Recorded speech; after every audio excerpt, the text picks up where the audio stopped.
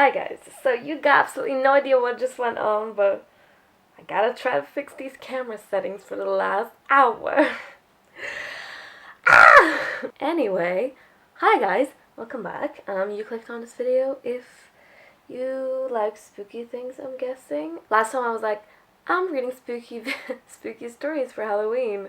1 week later, just want to read spooky stories. If you're like me and enjoy spooky stories every month of the year, then that's why we're here. Also, elephant in the room, my hair is absolutely orange. I wanted this, but now I'm not sure if I dig it. But there is a video that I did this yesterday and I filmed it. So if you want to see how I did it, it's kind of a fail, but if you want to see it, then click the thumbs up. And yes, got my candle lit here like always. Maybe we can make this like a little trend. And once again, we're gonna be reading Reddit ghost stories. I'm kind of sick. Like I have, is it called an abscess? Or like, you know when you get an open wound like on the inside of your lip, like a cold sore? It's kind of like that, but like at the back of my throat. Let me just say it's painful, to say the least. Okay, so this one is kind of long, but I feel like it will be good. If it's too long, I'll scrap it, but whatever. So this is by the user called Jared M126, and it's called I'm So Tired of It. Okay, so before I start, I just want to say that this story is 100% true and pretty long. I tell it to people in person and decided to share it via the internet after watching some videos about other people's supernatural stories on Reddit. Anyway, when I was around 6 years old, my family and I moved to the new house in Connecticut. It's actually only a mile or so away from the house where the movie The Haunting of Connecticut takes place. Of course, Beach, of course. Which is also based on a true story. Anyway, shortly after moving there, my stepfather went over to meet the neighbors. I can't quite remember what his question was specifically, but was along the lines of, so, any idea why the house sold so easy? That's always a red flag. If it's a big house and it's too good to be true, something's probably wrong with the house. I'm just saying. The neighbors weren't sure as to why, but their son, who was just a few years younger than I was at the time, said because it's haunted. Naturally, the adults kind of dismissed that, but now that I'm older, I wonder what this young kid saw from a different house. What convinced him that my own was haunted? I don't know if I'll ever know the answer to that, but I do know what my family and I had experienced back then. So at first, we all experienced things, including my parents, but they didn't want to admit it, not even to each other. I'm talking seeing shadows, hearing voices, stuff out of place, the works.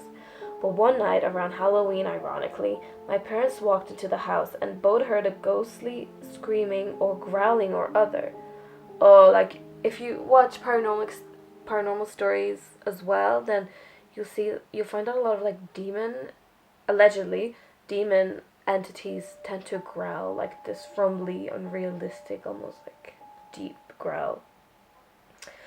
My younger brother and I never heard it, and I didn't even know about it until years later. Another time we came home and a big potted plant was thrown across the room. Now we didn't see it, but even my stepfather, who could bench around 400 in his youth, had trouble lifting that thing, so it had to have been thrown, right? But by who? And there weren't any signs of break-in or anything stolen either, and we would know because our house had been broken into 2 or 3 times when I was a kid. Another incident I can think of was really weird stuff that happened with my toys and my younger brother's toys. For example, we had toy guns that would make gun noises every time you pulled the trigger. Sometimes at night, you could hear the thing going off so many times and so fast that it sounded like an actual machine gun or something. We also had this Woody doll from Toy Story that talked every time you pushed his belly. Oh my god, I can't stop yawning. We would have that thing turned off, and you could still hear him saying, "There's a snake in my boot," in the middle of the night. Oh, that's so spooky. Another time we were using a police car toy that could drive around by pushing the one button, its remote. Yes, only one button. It would only go in a straight line, but one day, not even holding the remote. The thing started going in every direction on its own, even in circles, if I remember correctly. And by the time we got our mom to come up, it stopped. Typical, really. Oh my god.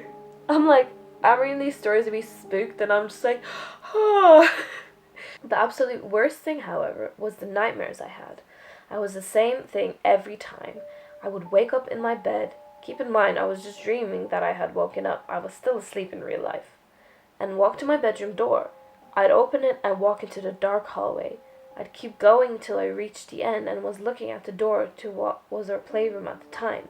I'd open the door and I would see nothing but darkness. I'm talking pitch black, can't see your hands in front of you. Advanced SpongeBob reference, darkness. Out of said darkness would come a face. It was horrifying, especially as a kid. It was basically a rotting skull with purple or pink leftovers of flesh covering a human skull. Oh. Pretty much a pinkish looking zombie. It also had needles coming out of its head and wore a long white coat. This thing would look at me and smile. Oh my god, bitch. What the I read these stories and these people are like, it stared me in the eye and I stared at it back, and I'm like, how? I would have been long gone, or I would have just been like, no bitch, you can't look at me. Then it would grab me by the ankle and pull me into the dark. I would turn onto my stomach, clawing at what I could, attempting to scream, and would always see a loved one who would simply watch. I couldn't scream, couldn't speak, and would watch as the door shut. Then I would wake up for real. This happened for a long time, months, maybe even years. I can't remember. This thing would appear in dreams that had nothing to do with it. It would just turn around and boom, there it was, grabbing me and pulling me into darkness somewhere, in a room, under some stairs, etc. I eventually confronted it in my dream and told it to leave me alone. And it did. Damn, the story was long. Hey guys, so I skipped the end of the story here just because it was taking way too long and I was finding it kind of boring. So if you want to go read the rest of it, you can go on that Reddit, but for the purpose of this video, I cut it out because I wasn't feeling it, and yeah, so that's it, bye. But honestly, it seems so well written that I'm almost like, this is fake, but whether it is or it isn't, this is a really good story, and honestly, these are the kind of stories that horror movies are based upon. It's absolutely terrifying, and I'm so sorry I had to go through that. It's so scary. I'm like, if something ever happens to me, like, oh, just like, if something happens one time, you can get over it, but then if it's continuous and someone won't leave you alone, that's just so scary. Oh my god. Okay, so this one is by the user called herbal_healer, and it's called The Old Lady in My Flat. I can't stop yawning. What is wrong with me? Oh my god. My first ever Reddit story. I'm sorry if I messed some things up. I live in the UK and this took place in London. Me and my mom moved into her first flat alone together when I was 5. It was an old Victorian house split into 2 levels and we were at the top. As I was so young, I don't remember much of the going-ons with the flat apart from the occasional breathing next to my bunk bed, which I once got so freaked out about I went flying down the ladder and was sobbing in the hall. Oh my god, just like when people talk about things that like breathe in their ear, and like, imagine at night, you're like cozy, you're sleeping, you're completely vulnerable, and then you just hear like a breath in your ear and the air. Oh my god, terrifying. What?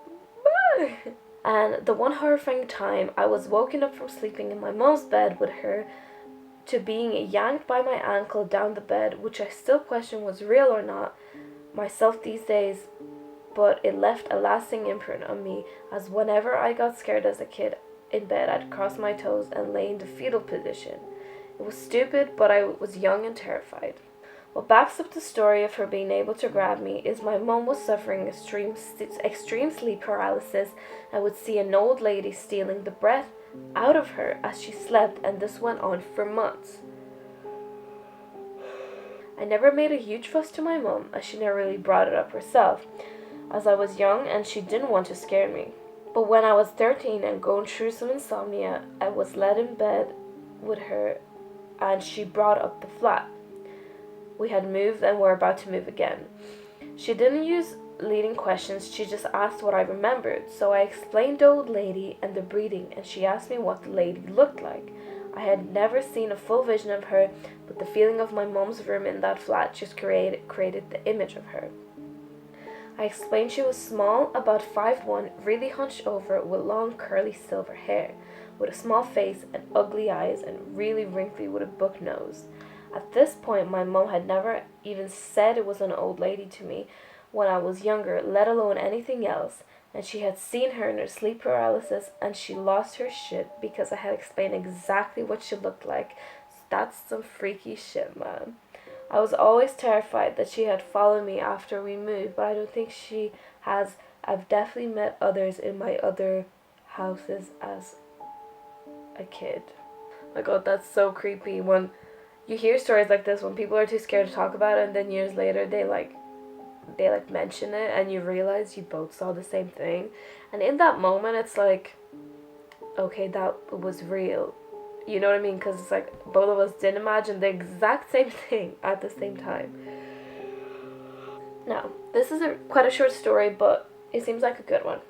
It's called, no, it's by the user Ataraxia36, and it's called 100% Legit Very Real Ghost Encounter.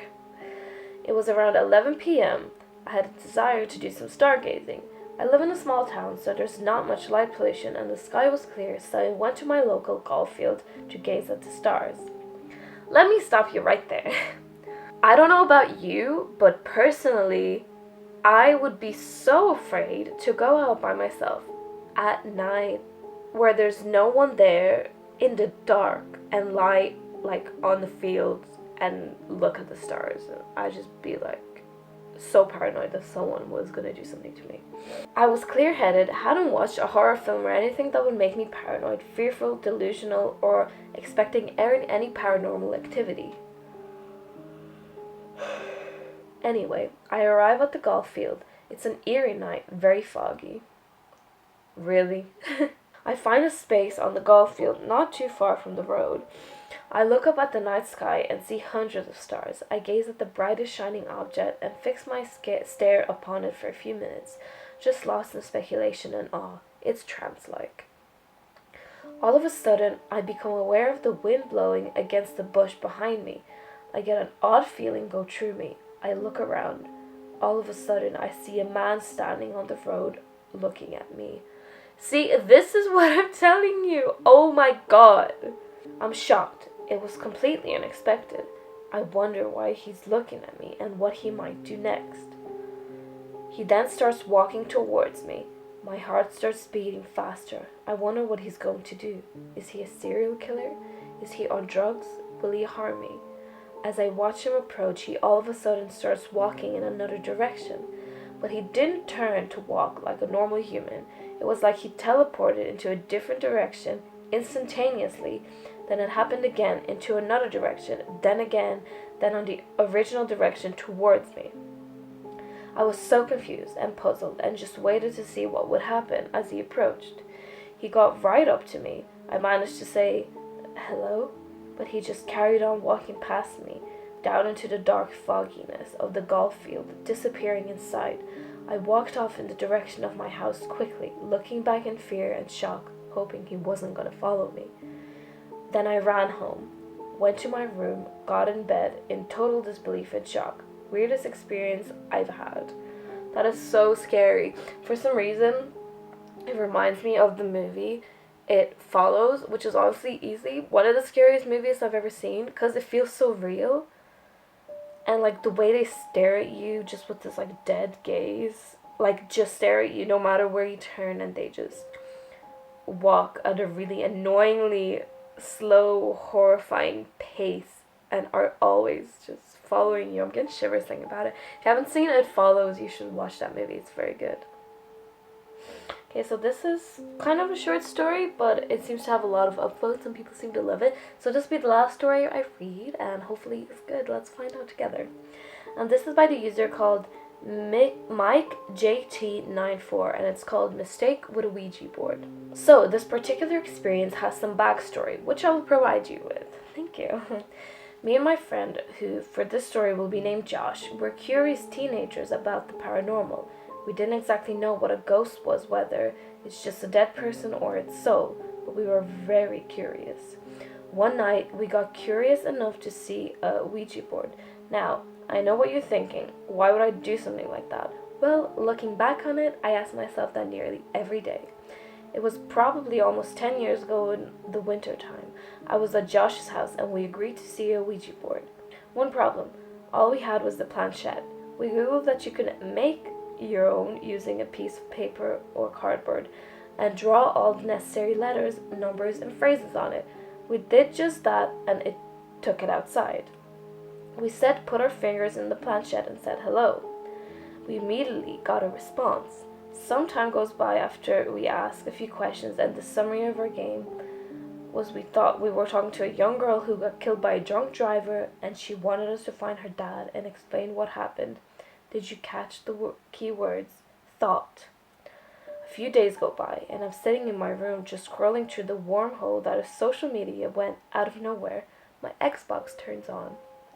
TV isn't on, so all I hear is the noise it makes, followed by a small green dot that appeared in the center of the power button. My first thought, I was accidentally sat on or pressed the middle button of the controller to make it turn on. The controller was on my nightstand next to my bed. As I'm getting up to turn it off, I'm shrugging it off as maybe an outlet surge that sent power to the cord and made it turn on. I turned it off, turned around, and laid back down.